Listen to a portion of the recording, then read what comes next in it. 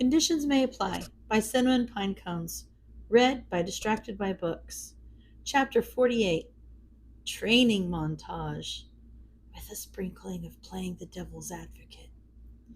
An explosion slipped out of his hand before he could stop it, and he couldn't do anything but watch as Deku flew backward and fell into a mess of limbs on the ground several feet away.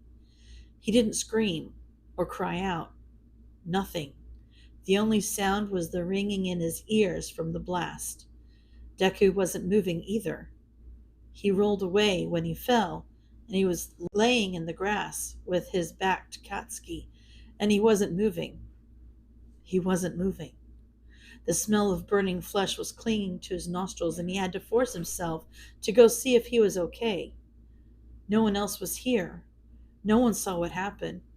No one was going to come help. Willing his legs forward one step at a time, he made his way over to Deku. He still hadn't moved. He was only a few feet away, but he still hadn't moved.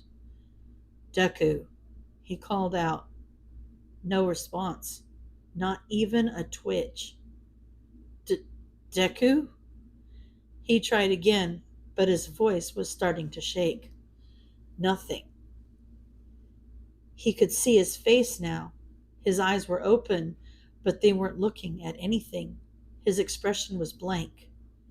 Katsuki knelt down beside him and rolled him onto his back, and the sight that greeted him had him scrambling backward and fighting back the urge to vomit. Half of Deku's face was mangled. It was burnt and bloody and unrecognizable. His flesh was charred black and peeling all the way down to his chest, and his blood was soaking the grass. It squelched beneath his feet as he scrambled away. His blood was all over Katsuki's hands and knees. It was bubbling out of the gaping hole in his throat as his heart valiantly tried to keep pumping it. But it kept getting slower and slower and slower. Katsuki just watched petrified until it stopped altogether. He couldn't look away. He couldn't make a sound. He couldn't move a muscle. He was horrified at what his hands could do, horrified at what they'd done, at what he'd done. Deku wasn't moving.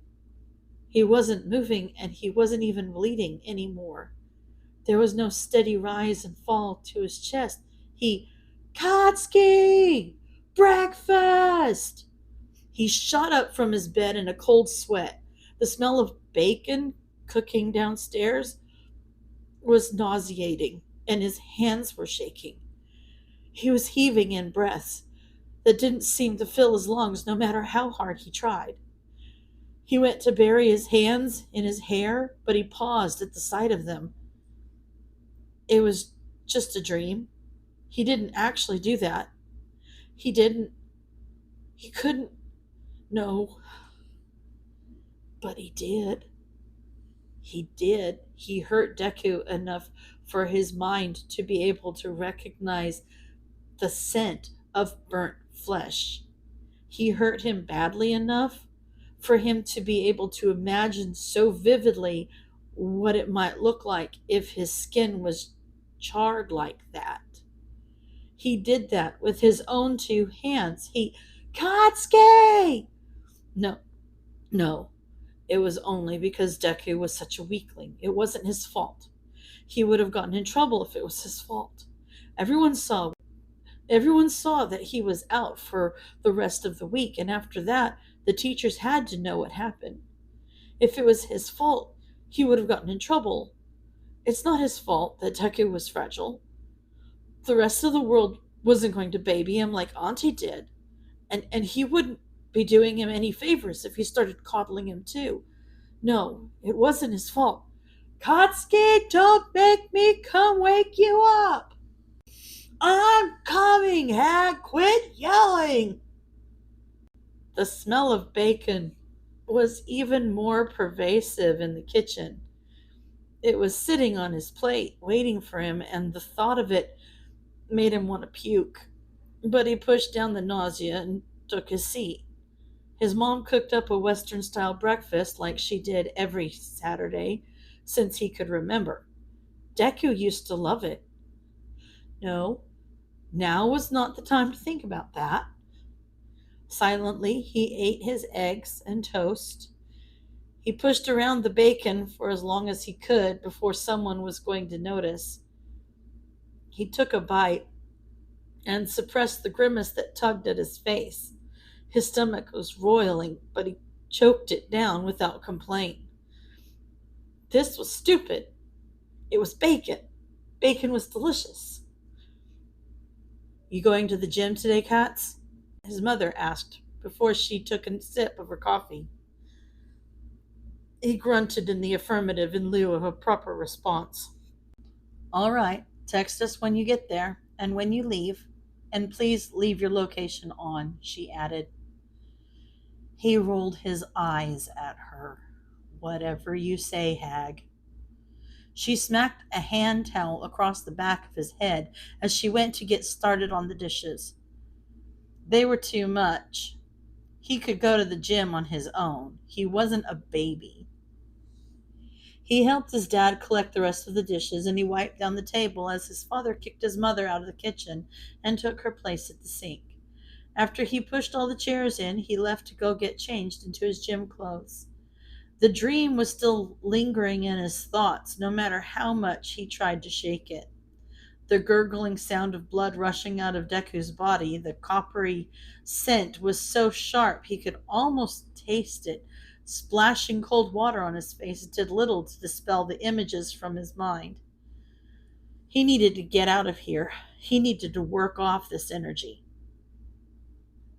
Kotsky had been going to this gym since he was old enough to. It was a state-of-the-art facility, and a membership was all he ever asked for his birthday. One of his parents used to have to come with him, but now that he was 14, he was allowed to go by himself. There were several rooms in the back where you could practice quirk usage. The walls were super reinforced, and everything was waterproof and fireproof, and practically everything proof. Both he and his parents had to sign a waiver for him to be able to use it, but he wasn't stupid. He wasn't going to hurt himself with his own damn quirk. He had more control over it than that. He'd spend an hour and a half going through the various machines and weights they had on the floor and finish up with some cardio to work up as much of a sweat as he could before he went to the practice rooms in the back. Once he was drenched in sweat, he'd sit down and focus on making the smallest little sparks he could. He sat there until the sweat had long since dried on his skin. He needed to have perfect control over his quirk, regardless of the conditions, if he ever wanted to get into UA. He needed to have better control. He needed to do better. He needed to be better. Shinso had been improving steadily since the two of them started meeting every week to practice. It had been on and off for a while, but they hadn't missed a week since summer break had started, and it was already September. Though days had been flying by lately, Izuku had so much on his mind between the support gear epidemic on Uptown and his general everyday life. He tried to put that out of his mind for the evening as he led Shinso through some spars and drills. He had only about a 67% success rate when he went to sweep Shinso's feet out from under him when he got bored now, and he couldn't be more proud of the progress he was making. He quite literally used to fall for that move every time. He was starting to bulk up, too. He was still lanky as hell, but his hits had more power behind them than they used to. Maybe he was just more confident that he wasn't going to break Izuku, but he couldn't tank a kick from him anymore. Kicks were strictly dodge, not block.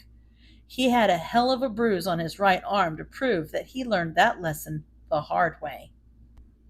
Izuku wouldn't trust his skills enough to throw him into the throng of Uptown, but on the off chance someone tried to mess with him over here, he wouldn't be completely defenseless, and he was only getting better.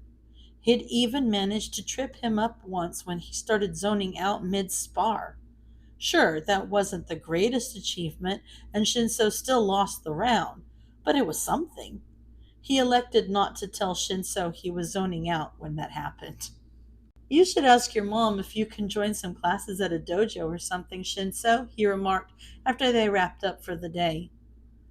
Why, am I too hopeless for you to fix? He sighed dramatically. No! How many times do I have to tell you that you're getting better? If you sign up for classes, you'd get to fight people at a similar skill level as well as learn how to fight different kinds of opponents. You're going to fall into some bad habits if you only fight against me. Plus, getting practice more than once a week would help, he corrected.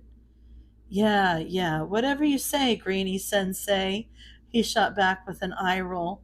I'll ask. Maybe I can learn some new moves and finally get you chomping on grass, he teased as they walked through the door. Why are we making Midoriya eat grass? Shinso-san piped up from the kitchen with a raised eyebrow. Retribution for the abuse he puts me through, Shinso quipped back without missing a beat. Shinso-san giggled. Oh, you mean eat grass like, okay, I get it. How exactly are you going to manage that, Toshi? She teased. No one has any faith in me, he lamented dramatically. Shinso, I told you you're doing well, Izuku interjected and shot him a look and nodded toward his mother to prompt him to ask, but Shinso just pulled a face at him.